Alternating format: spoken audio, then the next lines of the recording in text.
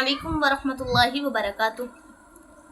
الحمدللہ رب العالمین، نحمدہ ونستعینہ ونستغفرہ ونعوذ باللہ من شرور انفسنا ومن سیئات اعمالنا، اما بعد فاعوذ باللہ من الشیطان الرجیم من حمزہ ونفخہ ونفثہ، بسم اللہ الرحمن الرحیم۔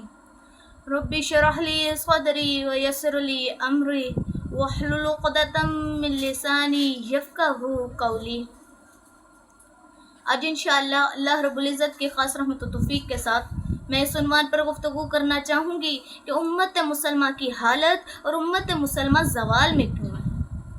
میرے محترم بھائیوں اور بہنوں، کبھی آپ نے سوچا ہے کہ اللہ تعالیٰ نے ہمیں کس عظیم شرف سے نوازا ہے؟ ہم وہ امت ہیں جنہیں خیر امت کہا گیا ہے۔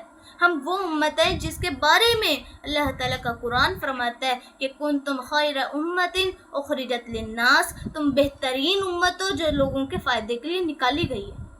ہم وہ خوش نصیب ہیں جن کے نبی کریم صلی اللہ علیہ وسلم کو رحمت للعالمین بنا کر بھیجا گیا۔ ہم وہ خوش نصیب ہیں جن کے نبی صلی اللہ علیہ وسلم کو خاتم النبیین بنا کر بھیجا گیا۔ ہم وہ امت ہیں جنہیں یہ ذمہ داری دی گئی کہ دنیا کو اندھیروں سے نکال کر روشنی کی طرف لے جائیں۔ لیکن سوال یہ ہے کہ آج ہماری حالت واقعی اس خیر امت کے شایان شان ہے؟ کیا ہم دنیا کے لیے وہی مثالی نمونہ جو صحابہ اکرام رضوان اللہ علیہم اجمعین تھے؟ کیا ہماری زندگیوں میں قرآن کی جھلک اور سنت کی روشنی نظر آتی ہے؟ کیا ہم نے اپنی پہچان کھو دی ہے اور دوسروں کی تقلید میں تو نہیں لگ گئے؟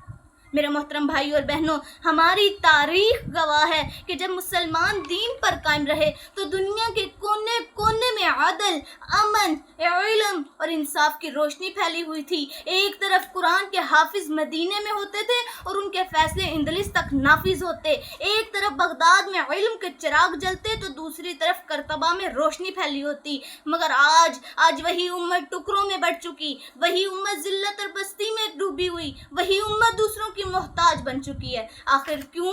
وہ امت جس کے نبی صلی اللہ علیہ وسلم فرمایا المؤمن للمؤمن کالبنیان یشد بعضہ بعضا، مومن کے لیے دیوار کی مانند ہے جو ایک دوسرے کو سہارا دیتی ہے۔ آج ایک دوسرے کو یہ امت توڑنے میں کیوں لگ گئی؟ وہ امت جسے اللہ نے علم و عدل کے ذریعے بلندی عطا کی آج جہالت اور ناانصافی میں کیوں غرق ہے؟ وہ امت جس کے پاس قرآن جیسی ہدایت ہے آج بھٹکی ہوئی کیوں ہے؟ یہی وہ سوالات ہیں جن کا جواب ہمیں ڈھونڈنا ہے، کیونکہ جب تک ہم اپنی زوال کی وجوہات نہیں سمجھیں گے تب تک اصلاح اور عروج کا راستہ بھی نہیں مل سکتا۔ محترم سامعین اکرام، آئیے آج ہم اپنی حقیقت پر غور کریں۔ سوال یہ ہے کہ امت مسلمہ کی موجودہ حالت کیسی ہے؟ وہ امت جو کبھی دنیا کی معلم تھی آج دوسروں کی شاگرد کیوں ہے؟ وہ امت جو کبھی حکمران تھی آج محکوم اور کمزور کیوں ہے؟ وہ امت جو کبھی عزت و سرفرازی کی پہچان تھی آج ذلت اور پستی میں کیوں ڈوبی ہوئی ہے؟ سب سے پہلی بات، علم و فکری کمزوری۔ آج دنیا علم و سائنس میں آگے نکل چکی مگر ہم پیچھے رہ گئے۔ کبھی بغداد، کرتبہ اور گرناطہ علم و حکمت کے گہوارے تھے۔ مسلمان سائنس، طب، فلسفہ اور ایجادات میں دنیا کی قیادت کر رہے تھے، لیکن آج امت مسلمہ تعلیمی پسماندگی اور جہالت میں جکڑی ہوئی ہے۔ کیا ہم بھول گئے کہ سب سے پہلی وحی ہی اقرا یعنی پڑھ کے حکم سے نازل ہوئی تھی؟ دوسری بات، دینی اور روحانی غفلت۔ آج ہماری مساجد تو آباد ہے مگر دل و دماغ غفلت میں ڈوبے ہوئے ہیں۔ ہماری زبانوں پر ذکر ہے مگر ہمارے اعمال میں کمزوری ہے۔ ہم نماز پڑھتے ہیں لیکن کیا ہماری نماز ہمیں برائیوں اور بے حیائی سے روک رہی ہے؟ ہم روزے رکھتے ہیں لیکن کیا ہمارے اخلاق بدلتے ہیں؟ تیسری بات، امت مسلمہ میں انتشار اور تفرقہ پھیلا دیا گیا جبکہ قرآن ہمیں حکم دیتا ہے کہ وَاعْتَصِمُوا بِحَبْلِ اللَّهِ جَمِيعًا وَلَا تَفَرَّقُوا، اللہ کی رسی کو مضبوطی سے تھام لو اور تفرقہ نہ ڈالو۔ مگر آج ہمارا حال کیا ہے؟ ہم تعداد میں 1.5 ارب سے زیادہ ہیں لیکن ایک جسم کی طرح نہیں ہیں۔ ہم ایک دوسرے کے خلاف ہیں، قومیت اور مسلک کی دیواروں میں بٹے ہوئے ہیں۔ چوتھی بات، دنیاوی اور سیاسی غلامی۔ دشمن قوتیں ایک ہو کر مسلمانوں کو کمزور کر رہی ہیں اور ہم اپنے ہی بھائی کے خلاف صف آراں ہیں۔ ہمارے وسائل دوسروں کے قبضے میں ہیں، ہماری پالیسی دوسروں کے اشارے پہ چلتی ہے۔ 5ویں بات اخلاق کی زوال، اور پھر اخلاق کی حالت دیکھ لیجئے، وہ امت جس کے نبی صلی اللہ علیہ وسلم نے فرمایا تھا انما بعثت لاتمم مکارم الاخلاق، مجھے اس دنیا میں اس لیے بھیجا گیا کہ میں اخلاق کی بلندی کو مکمل کروں۔ آج اس امت میں جھوٹ، فریب، دھوکہ، حسد اور عداوت عام ہے۔ اس امت سے بھائی محبت اور بھائی چارہ کہاں گیا؟ اس امت سے احسار اور قربانی کیوں ختم ہو گئی؟ بھائیوں اور بہنوں، یہ ہے امت مسلمہ کی موجودہ حالت، ایک ایسی امت جو کبھی دنیا کی استاد تھی مگر آج اپنی غفلت اور کمزوریوں کی وجہ سے دوسروں کی محتاج بن چکی ہے۔ محترم سامعین اکرام، یہ سوال امت کے ہر مسلمان کو جھنجھوڑنا چاہیے کہ آخر وہ امت جس کے بارے میں قرآن نے کہا تھا کہ یہ خیر امت ہے، وہ امت جس نے صدیوں تک دنیا کی قیادت کی، وہ امت جس کی پہچان علم، عدل، تقوی اور شجاعت تھی، وہی امت آج زوال اور پستی میں کیوں ڈوبی ہوئی ہے؟ آئیے چند بنیادی وجوہات پر غور کرتے ہیں۔ پہلی وجہ قرآن و سنت سے دوری۔ ہم نے قرآن کو صرف تلاوت اور برکت کی کتاب بنا لیا، حالانکہ یہ زندگی کا دستور تھا۔ ہم نے سنت کو پس پش ڈال دیا، حالانکہ نجات اس میں تھی کہ یہی رویہ ہمیں بلندی کی طرف لے جا سکتا ہے۔ دوسری وجہ علم کو چھوڑ دینا۔ مسلمان وہ تھے جنہوں نے دنیا کو علم دیا، ابن سینا، فارابی، الخوارزمی، جبر بن حیان، یہ سب اسی امت کے فرزند تھے، مگر آج یہ علم نافع غیر مسلموں کے ہاتھ میں ہے اور ہم جہالت اور پسماندگی میں جکڑے ہوئے ہیں۔ تیسری وجہ دنیا کی محبت اور آخرت کی غفلت۔ نبی کریم صلی اللہ علیہ وسلم نے فرمایا کہ ان قریب وہ وقت آنے والا ہے کہ قومیں تم پر اس طرح ٹوٹ پڑیں گی جیسے بھوکے کھانے والی تھالی پر ٹوٹ پڑتے ہیں۔ صحابہ اکرام رضوان اللہ علیہم اجمعین نے پوچھا کہ یا رسول اللہ صلی اللہ علیہ وسلم، کیا ہم اس وقت تعداد میں کم ہوں گے؟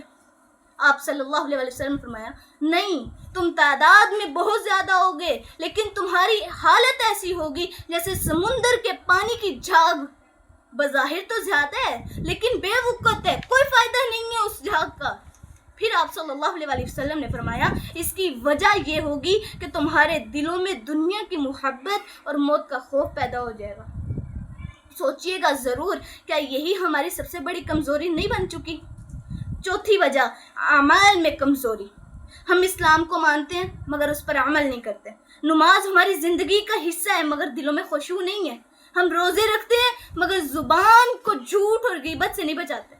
ہمارے لین دین میں دیانت نہیں ہے، وعدے میں وفا نہیں ہے، معاملات میں انصاف نہیں ہے۔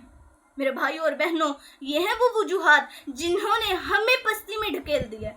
اگر ہم ان وجوہات کو ختم نہ کریں گے تو کبھی بھی ہم بلندی حاصل نہیں کر سکتے۔ سامعین اکرام، ہم نے امت مسلمہ کے زوال کی وجوہات پر غور کیا، لیکن سوال یہ ہے کیا یہ امت دوبارہ اٹھ سکتی ہے؟ کیا یہ امت دوبارہ دنیا کی رہنمائی کر سکتی ہے؟ تو اس کا جواب ہے جی ہاں، بالکل کر سکتی ہے، اگر یہ امت اپنے رب کے دیے ہوئے راستے کی طرف پلٹ آئے۔ نمبر 1، قرآن و سنت کی طرف واپسی۔ واللہ ہماری اصل طاقت قرآن و سنت ہے۔ اللہ تعالیٰ قرآن میں فرماتے ہیں کہ وَأَنَّ هَذَا صِرَاطِ مُسْتَقِيمًا فَاتَّبِعُوهُ، کہ یقیناً یہ میرا سیدھا راستہ ہے، بس تم اسی راستے کی پیروی کرو۔